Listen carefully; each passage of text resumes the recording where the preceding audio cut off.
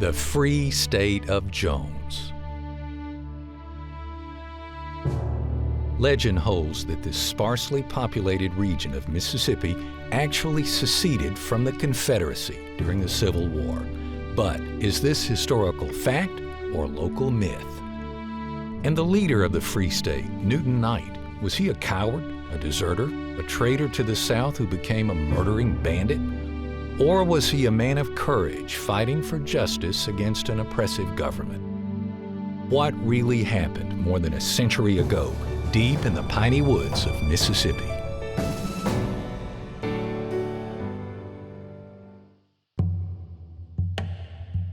Cotton in 1860 was the nation's most valuable export item, and Mississippi was the nation's leading cotton producer.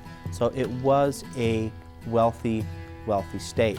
But Jones County did not produce that much cotton. It had the smallest slave population of any county in Mississippi. They don't really own a lot of slaves here because that's not what these people were about for the most part. Most of them were small farmers with no slaves. Probably 80% of them, the farmers in Jones County, didn't own one single slave. These are really, I call them the kind of yeoman farmer class, those who are trying to ascend up the economic ladder. They were not going to have a huge cotton plantation. The poor and working class farm families of Jones County have little interest in growing cotton. But the cotton plantation owners and business leaders of Mississippi do.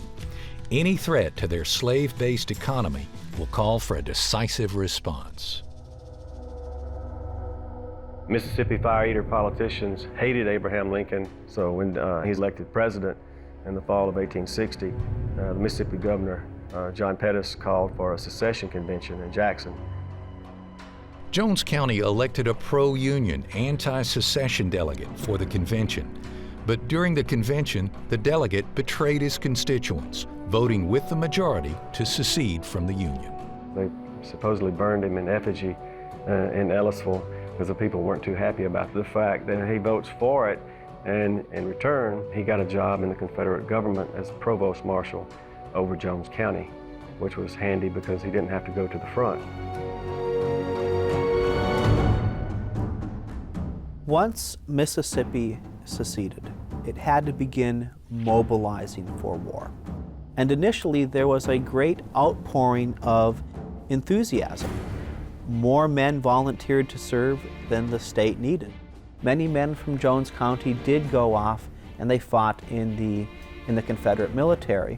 But in the course of the war, Jones County became most famous for Newton Knight and his company of Confederate deserters who went on to fight a guerrilla war against Confederate officials. Newton Knight apparently joined willingly. He is listed as a volunteer and as a private. And he served very well during, I think, the first year, and then he was released from service by one of the generals. And there's no record of exactly why. It may have been because his father died. Newt Knight's release doesn't last long.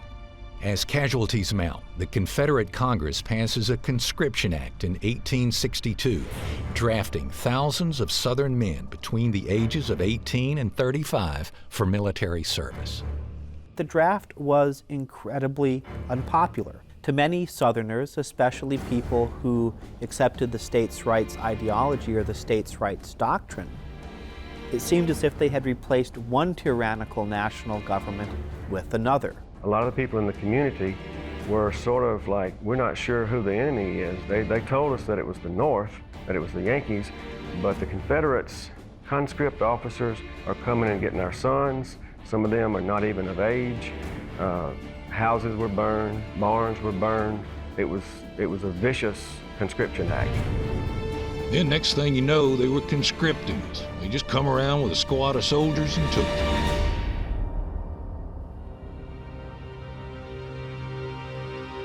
Newt only agreed to go in as a medic, and everyone agreed that he went in as a medic. Of course, when you get at the front lines and they need another man on the, with a rifle, then you become a frontline soldier. Newt Knight is promoted to sergeant and takes part in the bloody Battle of Corinth. The Confederates are defeated, and even veteran soldiers are shocked by the carnage they've witnessed. After Corinth fell, many men in Knight's company simply concluded that the war couldn't be won, or that the cost of continuing the war was too great to bear, and they went back to Jones County.